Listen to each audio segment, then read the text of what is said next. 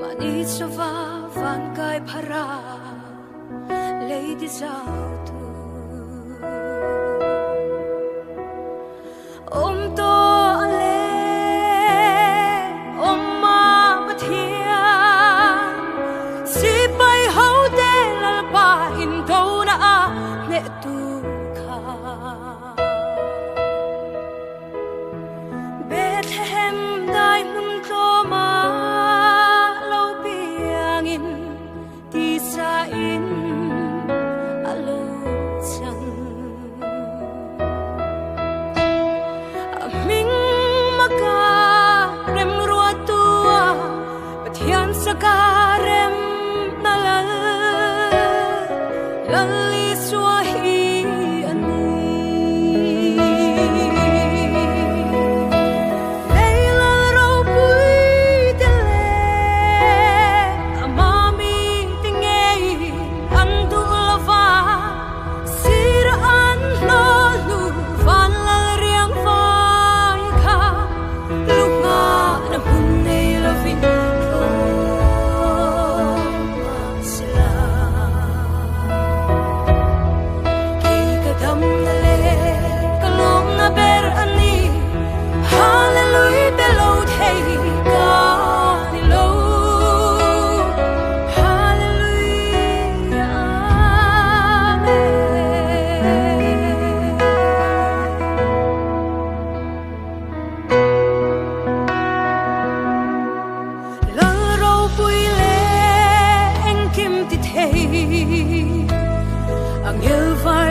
Seraphim ten an phak nin lo kay kalung lai dam na ani leile van la riang vai bun klomber asal luka ma selei lal ten nama siraan no lam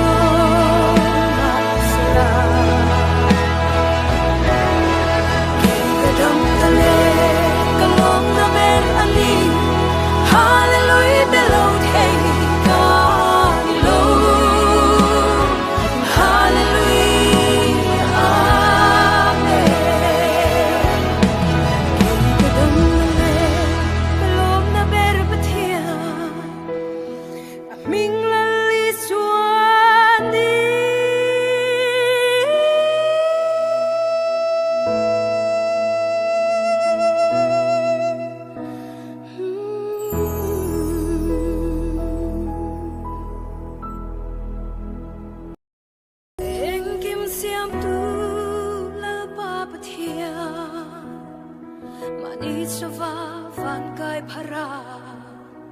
lady sao tu om to ale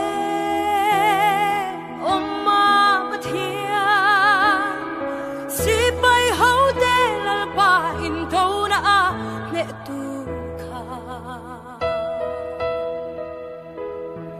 Bethlehem dai mun to ma lo piang in ti sa in alo chang aming maka rem rua tua pathian saka